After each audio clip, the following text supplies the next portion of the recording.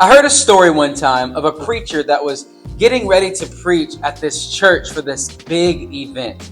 He had prayed, he had sought the face of God, he had studied the sermon, and it got to the moment right before the service started, and he decided he was just going to go to a quiet place in the sanctuary just to study one more time.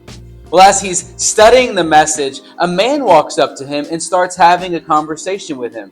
Of course, the preacher is being very polite, being very nice, having the conversation, but in his mind, he's thinking, why is this guy talking to me? I just need to get done studying this message so that I can preach to this congregation. If he would just give me just a few moments to myself, I could get done studying this message. Would he just leave me alone? The conversation went on and he went back to studying, but as he continued to study, he had this thought that scared him. What if that was the preacher? And sure enough, as service started, that same guy that was talking to him in that conversation got up on stage and greeted the congregation as the pastor of that church.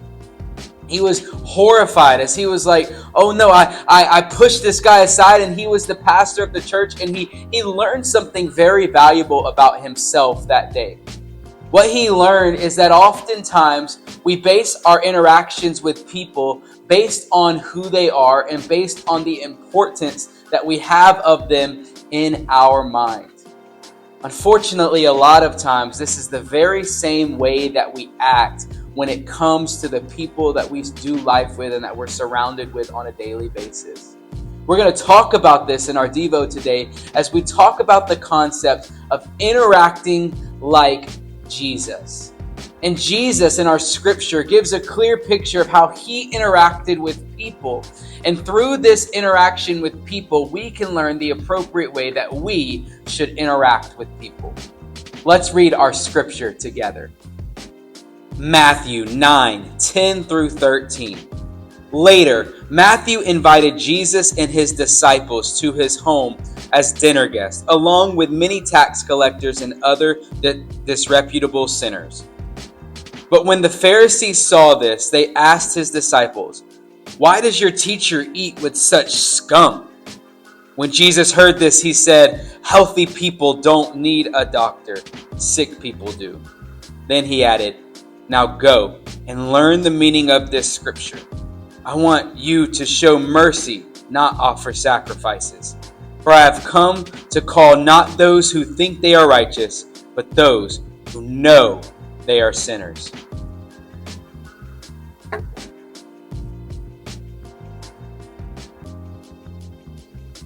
This verse is just a glimpse of the way that Jesus interacted with people. He did not interact with people based on who society thought they were, based on who other people thought that how he should see these people. No, but he treated all people equally, gave all people equal opportunity to receive the good news and receive the redemption that he was bringing. Now, we can look at this and obviously be challenged ourselves to evaluate the way that we see people. And let's just be totally honest. We all have people in our life that naturally we view as less than important than other people based on their influence that they have in our life, based on the way that society views them, based on their social status or whatever. Naturally, as humans, we place people as greater importance than other people in our world. And unfortunately, what happens a lot of times is we treat people based on this level of importance.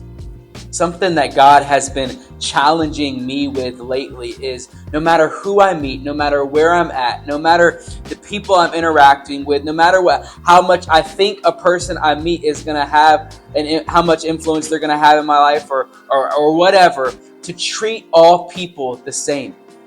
And treating all people the same can be found through the common truth that we all have souls, we all have eternities weighing in the balance, and we're all created in the image of God, and he loves us and he values us. And so in our interaction with people, we need to be sure that we're treating all people as people made in the image of God, people that that need the love of Jesus. You never know what people are going through, and you never know what they're dealing with. And your interaction could be the very interaction that brings them closer to God. And I think if we're honest, we would all say that when it comes to sinners, when it comes to people that society considers less than, we all can be better in treating people equally, even these kinds of people that we naturally place in our minds as less than significant as the people closest to us. But it's a family devotional, and I want to take this one step further, because a lot of times the opposite is true as well. And the people that are closest to us, the people that are near and dear to us, we treat them as less than. What does this look like in the home? It looks like sometimes students, we don't treat our parents as being made in the image of God. And we treat them as just an authority figure. We treat them with a lack of respect. We treat them as, you know what, they're never going to abandon me anyway, so I can treat them how I want. But they are people as well. Your parents are people that need the love of God, that go through things. And we should treat our parents with respect. In fact, this is a biblical command. But we should treat our parents with honor. We should treat our parents as people made in the image of God. And parents, this is true as well for you.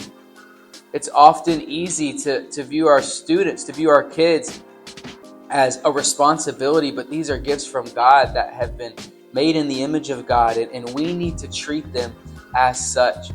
If we just adopt the mindset of treating every single person that we encounter, whether we know them or don't know them, whether their view is higher up in a social class or lower, whether they have a strong influence on our life or not, if we treat all people as valuable, made in the image of God, then we are interacting like Jesus, giving everybody equal opportunity to receive the love of God and walk in relationship with God.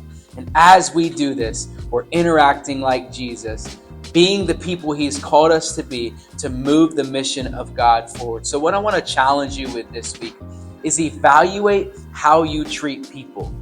Not just in the major things, but I'm talking about in the subtle everyday conversations that you have.